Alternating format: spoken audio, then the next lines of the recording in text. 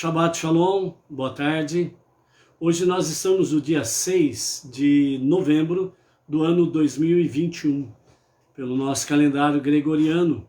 E pelo nosso calendário judaico estamos hoje no dia 2 de Kislev, do ano 5782. Estamos a 61 dias deste ano e, portanto, estamos aí com a nossa sabedoria de número 61 do nosso Rebbe Menachem Mendel, o tzadik, o justo da nossa geração. Estamos hoje no 7º dia da semana, portanto, o dia sagrado do Shabat. E nesse dia nós temos o encerramento da nossa paraxá semanal, que é Toledot, a sua descendência, as suas gerações. Então nós temos aí hoje o encerramento da nossa paraxá, temos algumas e muitas coisas importantes a aprender na nossa paraxá semanal. Sempre o Eterno está nos trazendo coisas novas, importantes, para que nós possamos aí estarmos cada dia mais crescendo no conhecimento, na sabedoria, no entendimento, para que mais e mais possamos, a semelhança do nosso irmão mais velho, o povo israelita, que nós possamos fazer e ouvir, obedecer e ouvir, obedecer a sua vontade através das 7 leis universais e ouvir no sentido de nós aprendermos no nosso dia a dia através do estudo da Torá e livros similares que nos tragam cada vez mais compreensão da vontade perfeita de Hashem. Ok? Vamos então à nossa gota de sabedoria do nosso Rebbe de hoje. Hoje, então, o nosso Rebbe fala conosco da seguinte forma. Ele fala conosco sobre o raio laser. Todo mundo já ouviu falar do raio laser. E o que o raio laser tem a ver com a Torá? O que o raio laser tem a ver com a nossa fé monoteísta? O que o raio laser tem a ver com o nosso dia a dia? Vamos ver o que o Rebbe nos ensina, então. Então, o Rebbe Menachem Mendel, o líder da nossa geração, ele diz assim sobre o raio laser. As pessoas têm uma ideia equivocada das restrições. Imagino que, se você limitar o que come e o que não come, quando trabalha e quando medita e reza, o que veste, aonde vai, todas essas restrições sufocarão completamente a sua inspiração. Então, isso daqui o Rebbe está dizendo que há uma ideia equivocada sobre restrições. Então, agora ele vem e esclarece dizendo da seguinte forma. A verdade é que, sem restrições, sem regras, sem mitzvah ou mitzvot, sem mandamento ou sem mandamentos, sem restrições, a sua inspiração rapidamente se dissipará. Focalize sua luz como um laser, num raio intenso e potente, e ela será duradoura. Ok? Então, o que nós temos diante de nós com a fé e o raio laser? O Rebbe está dizendo, sobre restrições as pessoas têm uma ideia equivocada e muitas vezes entra em concepções equivocadas sobre restrições. Então, vejam bem, por exemplo, o que fala uma boa parte do mundo religioso lá fora. Então eles dizem assim, o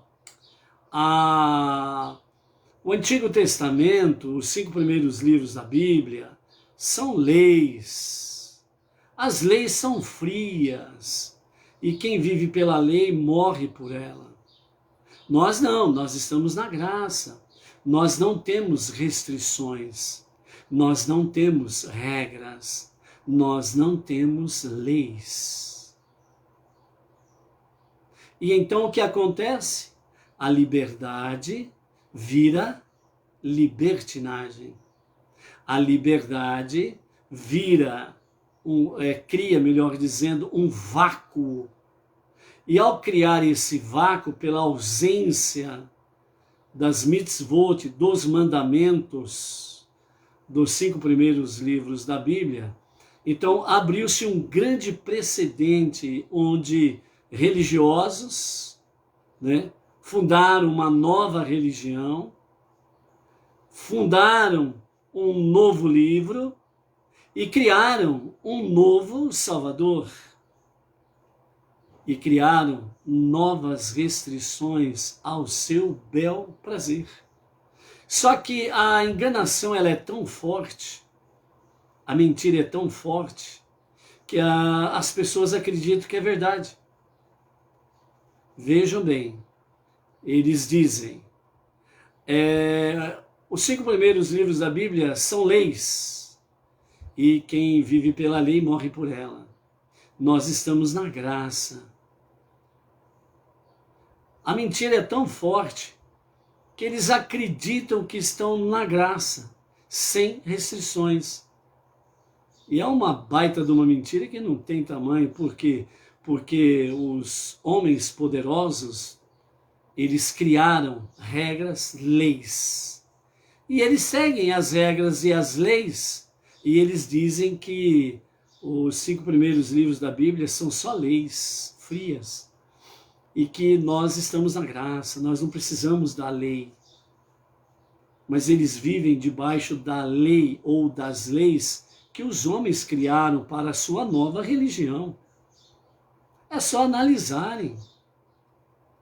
Mas isso é para aqueles que realmente querem conhecer a verdade e querem viver pela verdade, serem livres para ver a verdade, compreender a verdade, e não ser escravos de nenhum sistema religioso e muito menos de um ser humano. Então estes que ousam realmente procurar a verdade, eles encontram. E à medida que eles ousam conhecer e crescer no conhecimento da verdade, eles vão percebendo o quanto estavam sendo enganados. E aí, realmente, partem aonde está a verdadeira luz. Outra contradição, eles falam que os 5 primeiros livros da Bíblia são leis frias, e quem vive por elas, morre por elas. No sentido que eles dizem que quem vive pelos 5 primeiros livros da Bíblia não tem salvação. Beleza. Então me pergunte, de onde vocês tiraram os 10 mandamentos? De onde vocês tiraram os 10 mandamentos? E tantos outros preceitos que estão lá. Então, qual é o significado do raio laser com a questão da fé? Então, o nosso Rebbe Menachem Mendel diz: quando se vive com a ideia equivocada de restrições, então as pessoas, elas realmente acham que comer ou beber é o que vai definir o seu dia a dia. Assim como também trabalhar e quando meditar e rezar, o que veste, o que não veste, aonde vai, aonde não vai, todas essas restrições impostas, né? Eles falam que isso é um jugo, é um peso. Então por isso dizem, estamos na graça. E por estarmos na graça, nós não precisamos da lei. Aí o Rebbe diz que quando se vive sem restrições, a inspiração rapidamente vai embora. A pessoa não tem a inspiração divina, porque não há restrições. E não havendo restrições significa que não há regras, não há preceitos, e cada um faz o que quer. Por isso, milhares de religiões se formaram, por exemplo. Assim como também a verdade é que sem restrições a inspiração rapidamente se dissipará. Então você vê, por aí afora vai, que muitos movimentos religiosos estão focados em cima do seu líder e não em Deus. O líder é o Deus desses seguidores. A palavra dele é a lei. Ah, mas nós não vivemos pela lei, nós vivemos pela graça. Mas o pastor, o líder religioso, seja de qual for, em muitos segmentos religiosos dizem: pode se apinchar de cima do prédio lá de 30 andares lá que você não vai morrer. Pode tomar aí um copo de veneno aí que você não vai morrer, não. Tenha fé. Aí o seguidor surdo, cego e mudo, espiritualmente falando, ele se apincha lá do 30º andar, puf, morre. Aí vem o líder religioso e diz: ele não teve fé, por isso que morreu. Vai lá o fulano lá, toma um copo de veneno e morre. Aí vem o líder e diz: ele não teve fé, ele morreu. Simplesmente assim. Outro exemplo, né?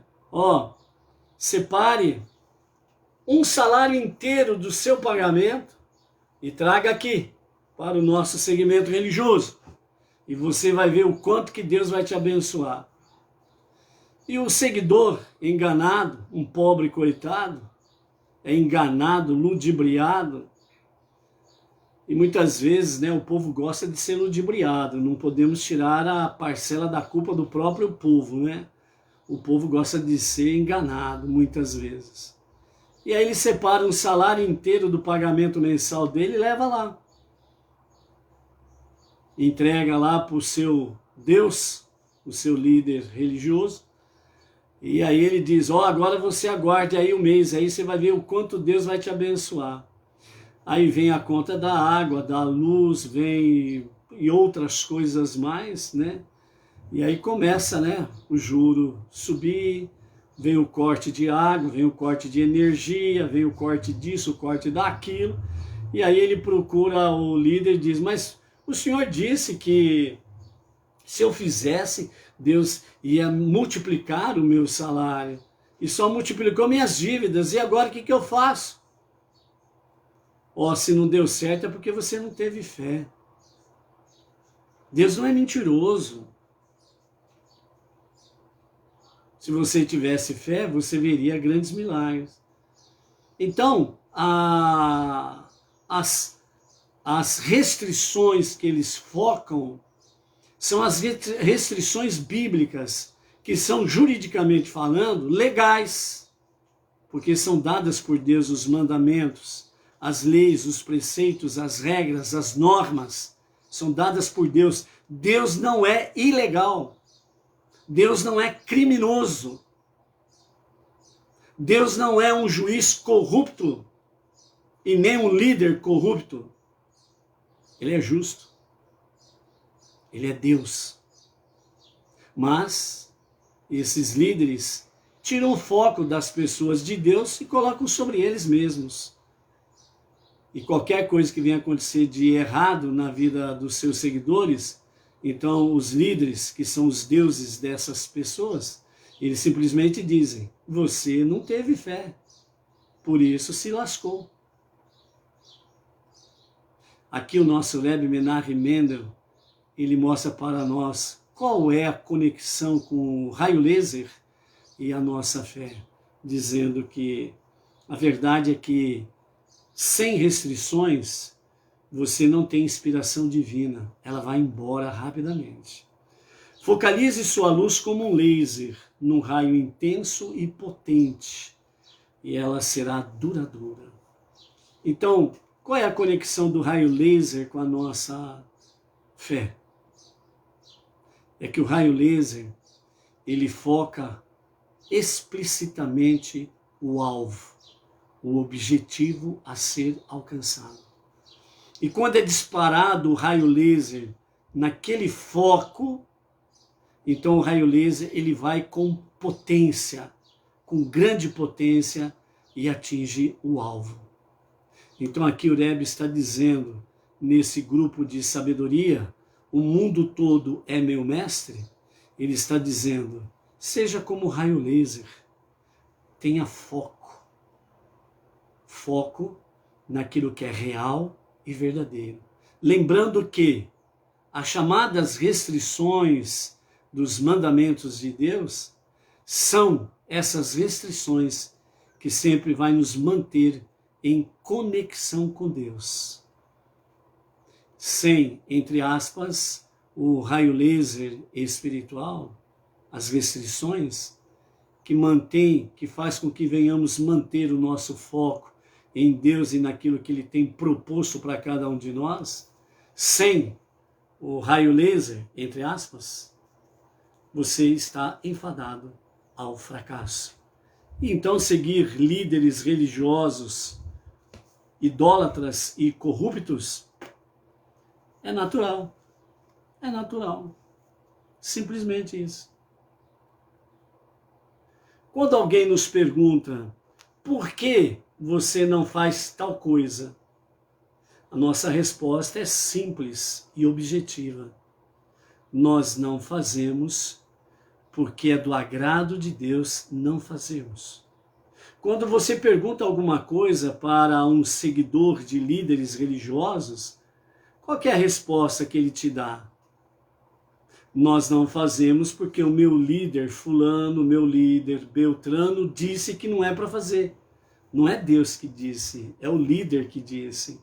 Então, o líder está ocupando o lugar de Deus. E as pessoas, muitas vezes, que gostam de ser enganadas, seguem ao bel prazer esta liderança. E eles têm um versículo que eles usam muito bem, porém de forma errada. Mas tem um cunho de verdade nessa história. Lá quando eles dizem assim, um cego guiando outro cego, ambos cairão no mesmo buraco. É bem propício isso para esses segmentos religiosos que têm realmente restrições de homens e não de Deus. Um cego que é guiado por outro cego vão cair no mesmo abismo. Viu lá o vulcão, lá nas Ilhas Canárias, como tem expelido lavas? Já pensou? Mais de 1.200 graus centígrados. Lembram de Coré, quando se rebelou contra Moisés? A terra abriu e eles foram para o abismo. Eles foram nadar lá no rio de lavas subterrâneo. Você quer ir para lá? Qual que é a diferença? A diferença é que, enquanto você está aqui neste tempo que chama hoje, você tem uma queimadura, passa uma pomadinha, a dor da queimadura vai embora.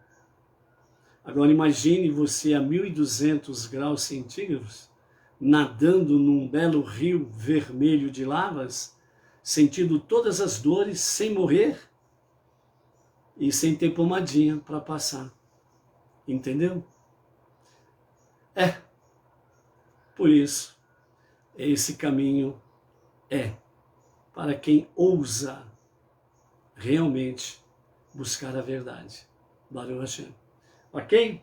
Então vamos lá, em frente, na nossa jornada, no 7º dia da nossa semana. Sandra Souza, lá de Pernambuco, Luiz Ribeiro, São Paulo, a Donária, Portugal, quem mais está por aí? Luiz Ribeiro, a Malu, lá do Distrito Federal, lá de São Sebastião, Baruch Hashem, Vamos aqui também mandar um Shabbat Shalom para as seguintes pessoas, que nós temos aí com elas e elas conosco, em outros links, são elas, O Cristiano Salviano, sua esposa Islam, e a sua filhinha de 5 anos, a Clara Valentina, lá de Belém, do Pará. O Samuel Ioná Belchior, ou Belchior, de Pacajus, Ceará. A Maria Isabel Gouveia Lucélia, interior de São Paulo. A Salomé de Lima, Recife, Pernambuco. A Irani Braga de Mendonça, seu esposo Juarez Carvalho, né? A sua filha Ágata Braga, lá de Nova Lima, Minas Gerais. A Ismênia Silva de Dourados, Mato Grosso do Sul.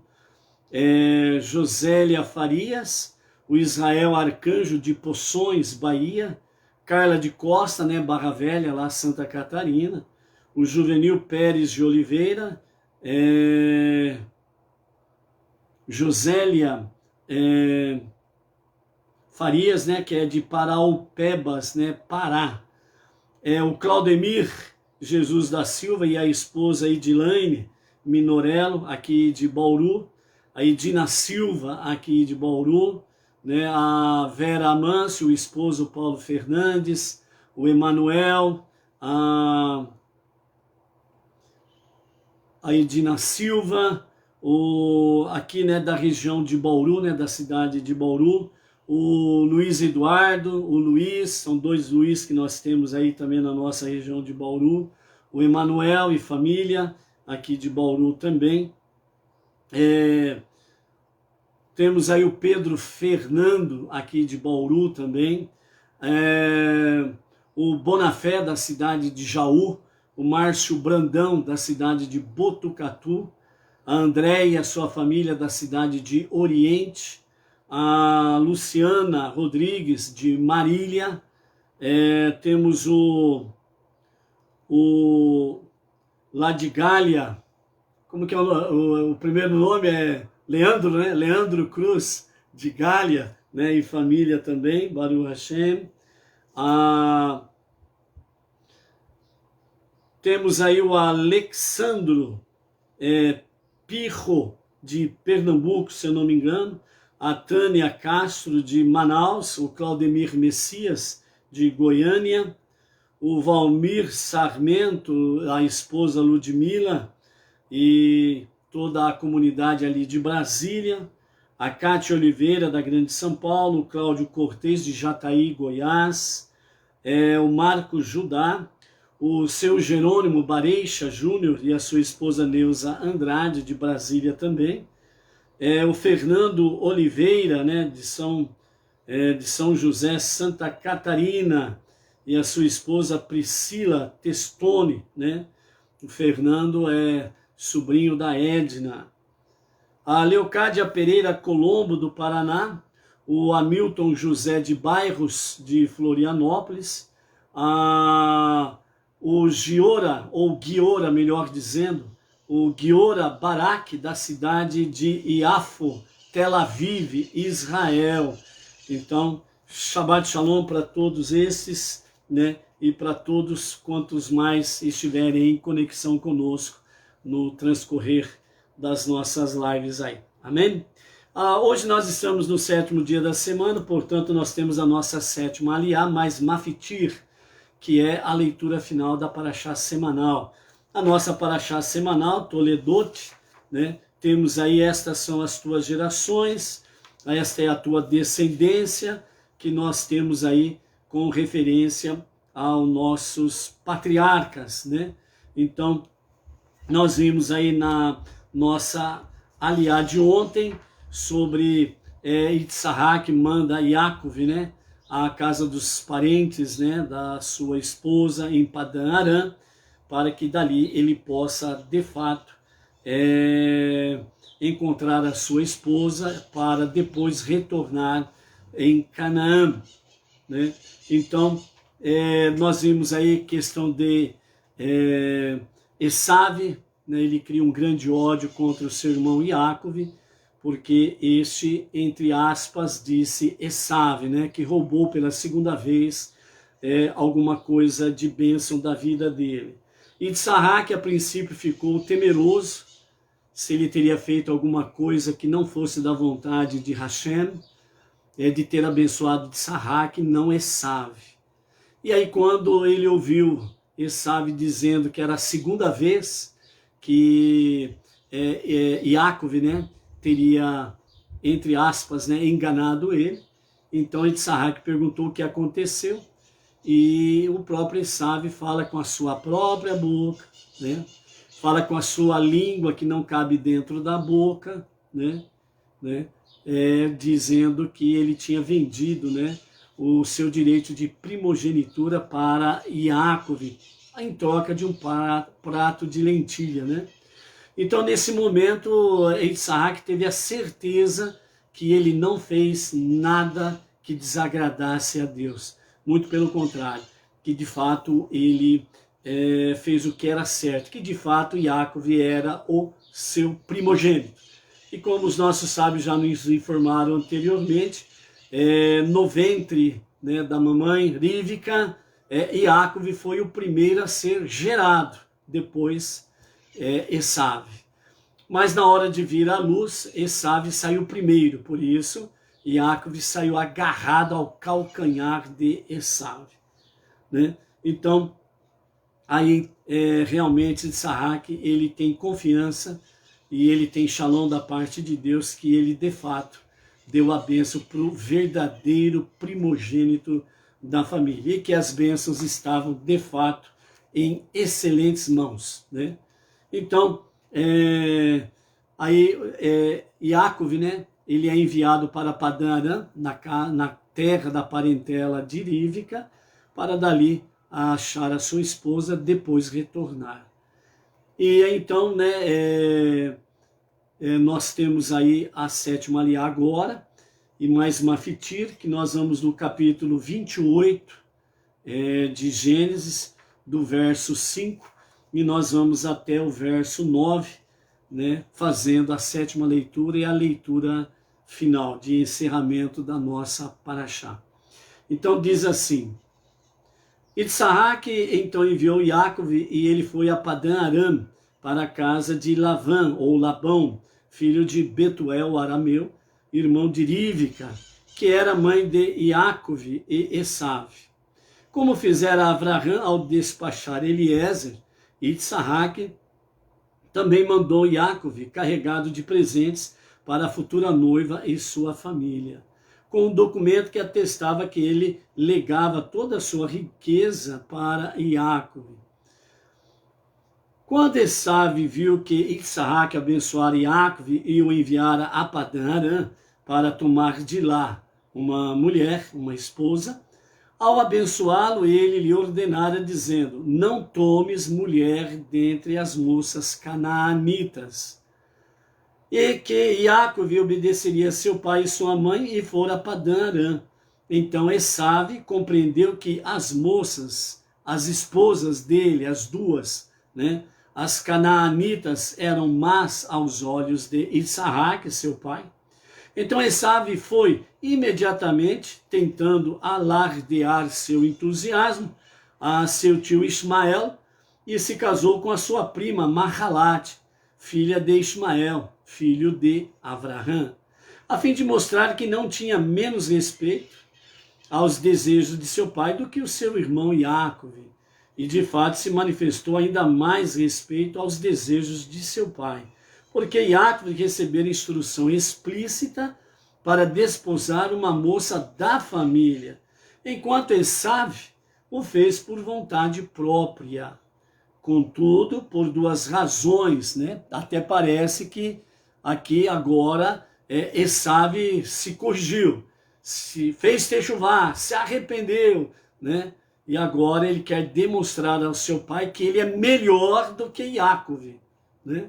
Enquanto Yaakov recebe uma ordem explícita para deixar a terra, a família, e ir para Padã Arã, para ali encontrar a sua esposa, a sua futura esposa. Então Esav, antes de qualquer coisa, ele analisou e viu que as suas esposas canaanitas eram realmente eram más aos olhos de Issahaque, seu pai. Então Esav imediatamente ele fez o quê? Ele correu, foi para a casa do titio Ismael, né? e lá pegou uma das filhas de Ismael, né? E desposou com ela. O nome dela é Mahalat, Mahalat, né? Então, Esaú disse para si mesmo, então eu vou mostrar para o meu pai, eu vou provar para o meu pai que eu sou melhor do que Iacob, e que ele abençoou errado Iacob, ele tinha que ter me abençoado, né? Então esse era o propósito de Esaú, né? Continuando aí, né? Estamos no capítulo 28, verso 9. José Hélio Tavares, Baruch Hashem, José Hélio Tavares, com a sua esposa Neuza, ali na cidade de Cachoeira, né, interior de São Paulo, Baruch Hashem, ok? Continuando, verso 9, então Esaú foi imediatamente tentando alardear seu entusiasmo a seu tio Ismael, e se casou com a sua prima Mahalat, filha de Ismael, filho de Abraão, a fim de mostrar que não tinha menos respeito do que o seu irmão, querendo dizer assim, ó, eu tenho mais respeito por ti do que o próprio Iacob. Iacob, ele precisou receber uma ordem tua para ir a Padã Aram para casar com uma moça da família.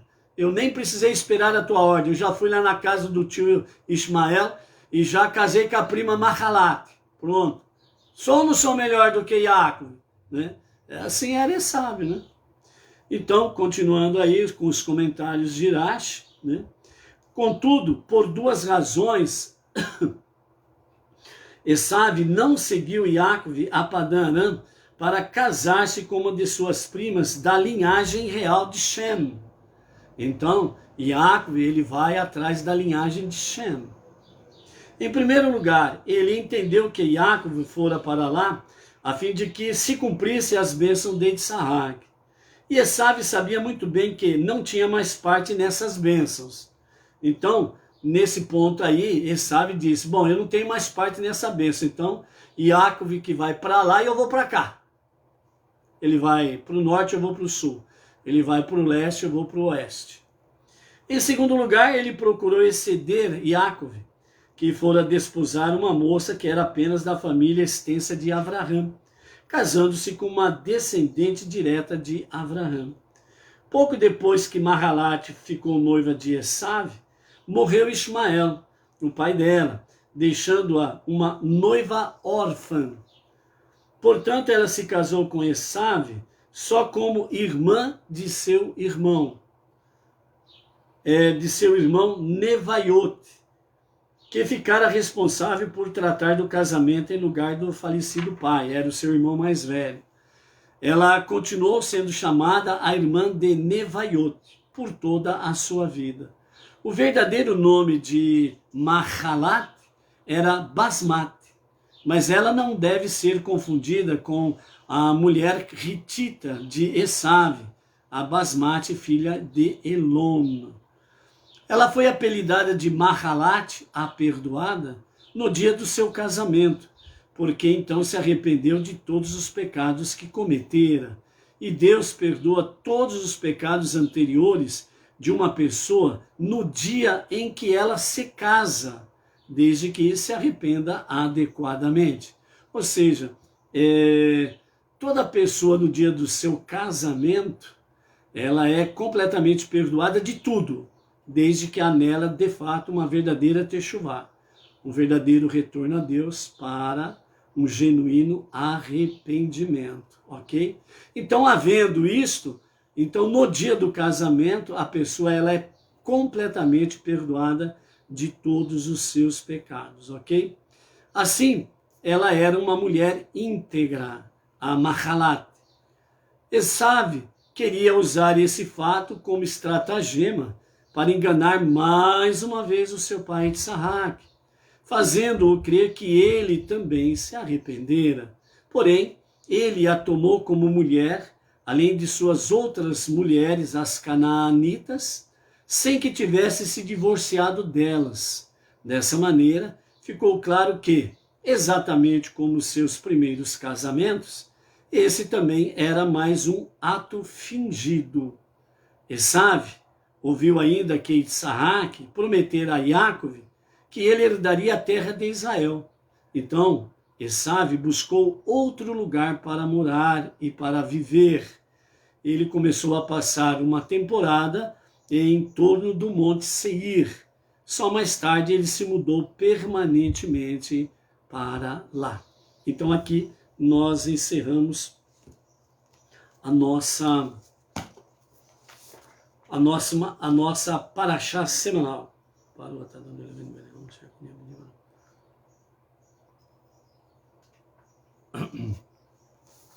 Deniglésia Cardoso de Menezes. Shalom, shalom, Deniglésia.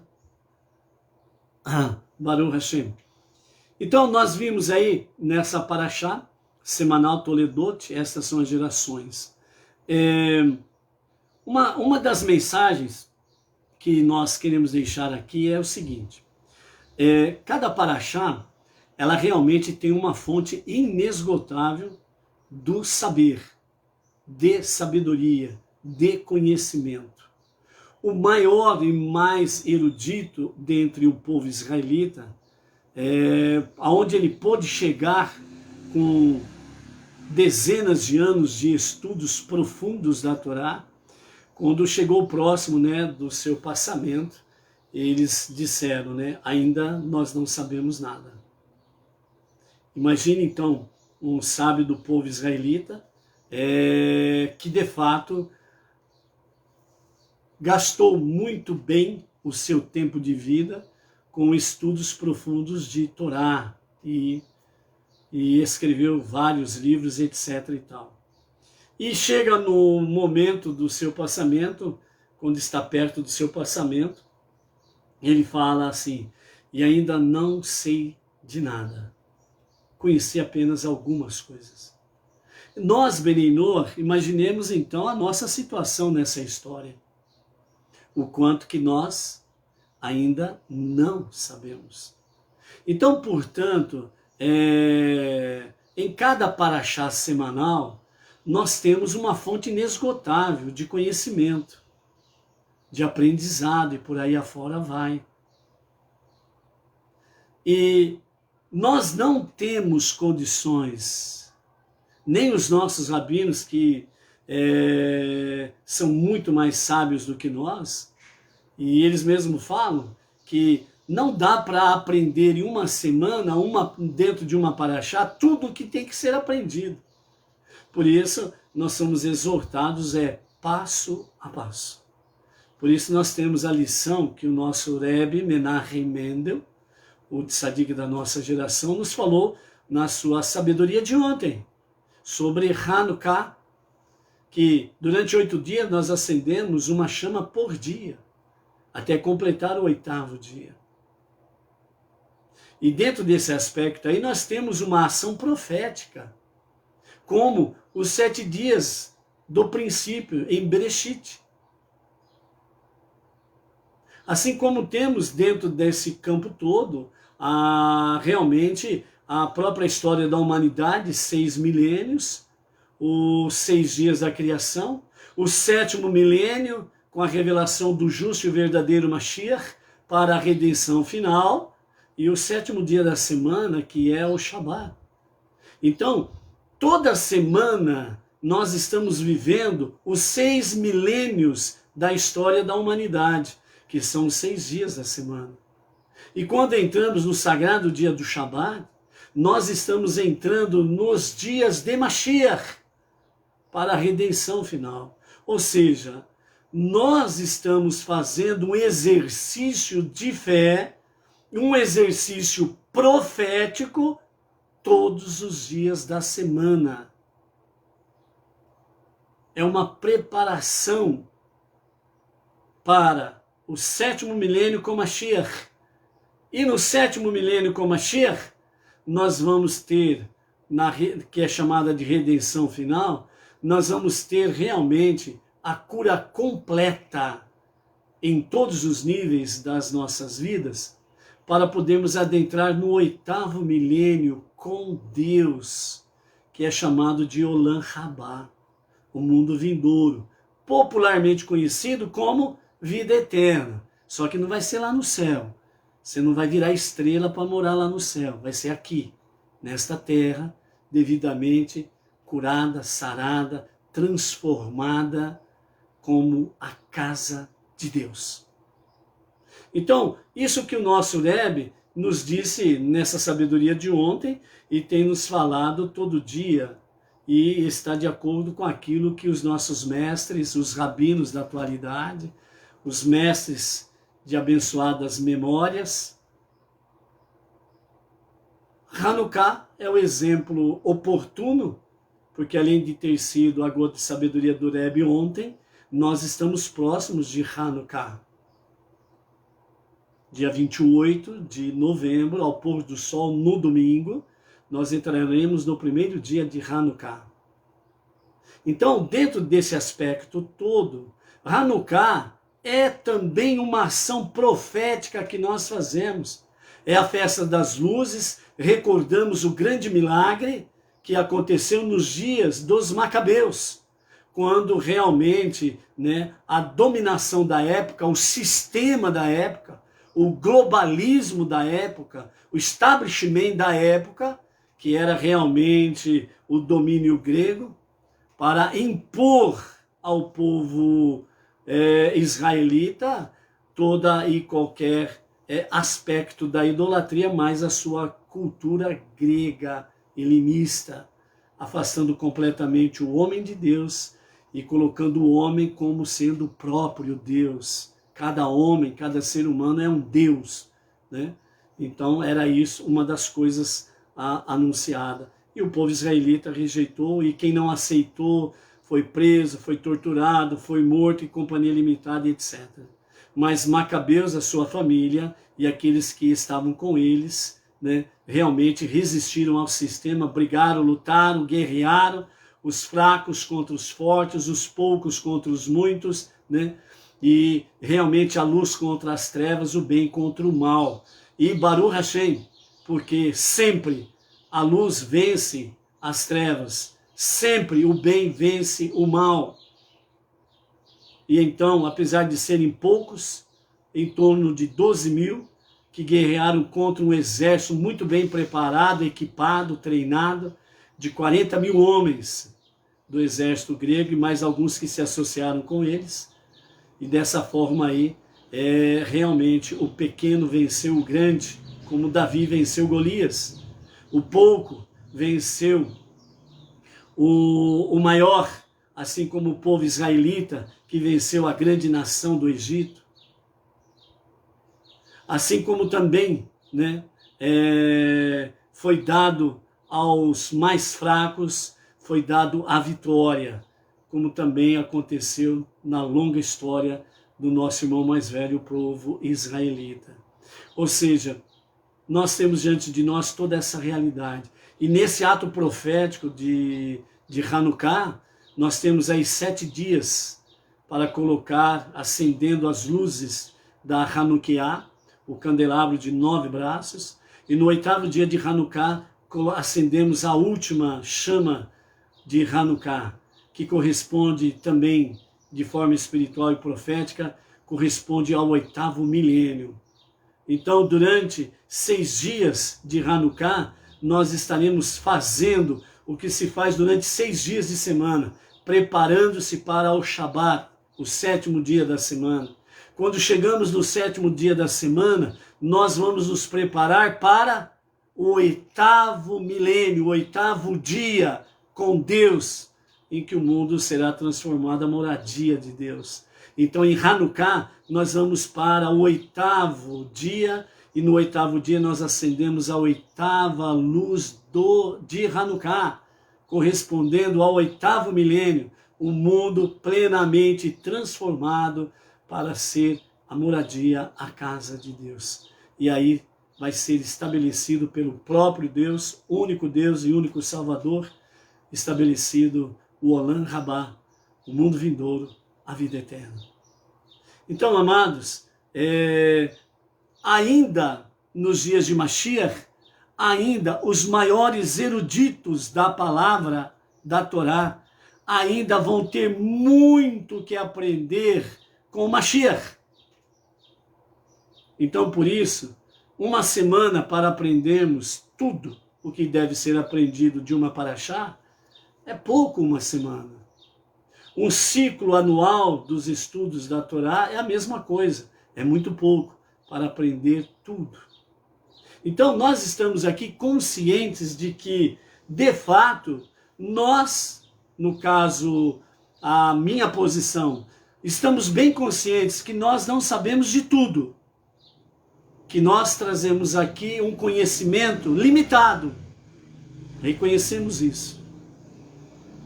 E nós reconhecemos que é um princípio para que nós possamos aprender muitas e grandes e gloriosas coisas que temos na Torá. Então é passo a passo. Não estou preocupado o que está aqui a 10 passos. Eu estou preocupado com o passo de hoje e encerrando, a tarde com a Torá, eu tenho que me preparar para o próximo passo de amanhã, que está conectado em uma lição a cada dia com o Rabino Hafetz Haim sobre Shemirat Halashon, sobre guardar a língua. E, no caso específico de amanhã, o princípio da nova Parashá semanal. O que vai acontecer daqui 10 passos pertence a Deus. Nós vamos passo a passo. E nós agradecemos a Hashem por nos dar essa oportunidade de juntos podemos fazer parte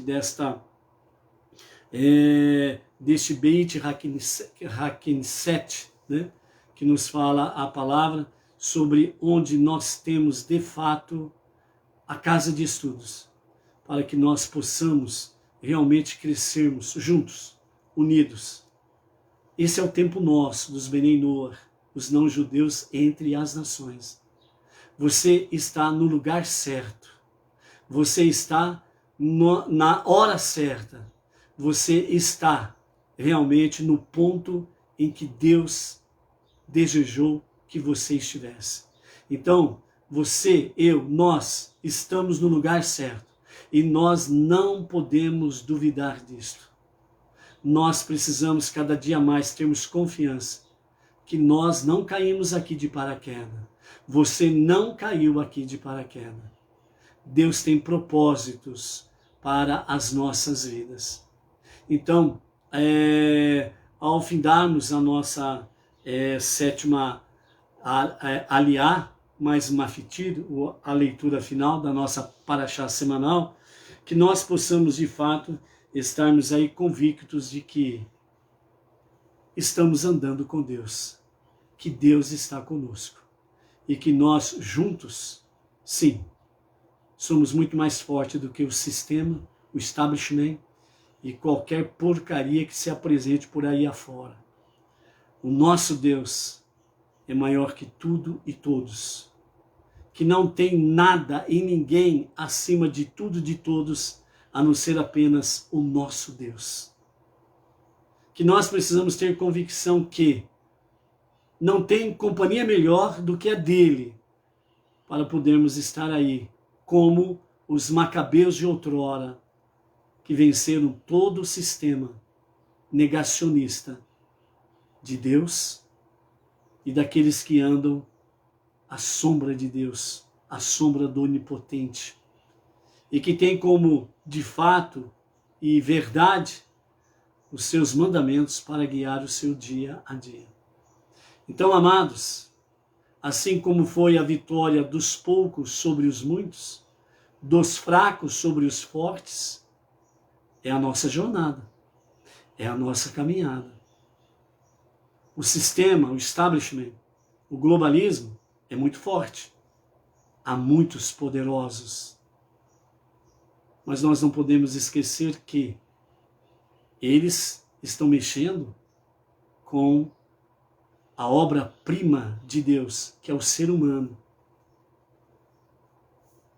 E nesta obra, Deus não aceita que alguém venha tocar, ferir, trazer danos e principalmente mortes para a sua obra-prima. O seu tribunal celeste, porque ele é Dayan Haemet, o juiz verdadeiro, ele não deixa passar impune os culpados que toquem ou tentem tocar na vida de um ser humano, seja ele quem for. Ele não fica calado, ele não fica parado. A sua justiça entra em ação. Imagine então, se quiserem tocar na menina dos seus olhos, o povo israelita, o povo escolhido, e os não-judeus que decidiram abraçar a fé monoteísta e andar ombro a ombro com o povo israelita para disseminar a unidade e a unicidade de Hashem. Por isso, amados, nunca estamos sós. Ele permanece conosco. E nós precisamos fazer a nossa parte. Porque fazendo a nossa parte, certamente ele faz a dele com muita fidelidade. Então vamos juntos, em frente. Encerrando o Shabat, através da Havdalah, que o Eterno conceda a cada um de nós, a cada um de vocês, a sua família, as suas comunidades, uma bênção de porção dobrada, de favor, de graça, de misericórdia, de proteção, para que possamos ter uma semana pela frente com seus desafios, fazendo com que venhamos cada vez mais ficar focados, como o raio laser, focados no alvo, no objetivo. O alvo e objetivo supremo das nossas vidas é transformar esse mundo para ser a moradia de Deus. Focados nisso, jamais Ele nos deixará sozinhos. E que assim nós tenhamos realmente, cada momento que vivemos, como se Mashiach se revelasse agora mesmo, para a redenção final. Por isso, vamos em frente, amados. Seja forte, seja luz, seja ousado, corajoso. Acima de tudo, não deixe que nada e ninguém venha abalar a tua confiança em Deus. Bitachon, confiança em Deus. Emuná, fé em Deus. Que nada e ninguém venha mover isto das nossas vidas. Um bom encerramento de Shabbat, uma ótima Havdalah, com muita presença divina, para que tenhamos durante a nova semana andar à luz dos olhos de Hashem e à luz da sua Torá, desde agora e para sempre. Amém ve amém. Shalom, shalom. Até amanhã.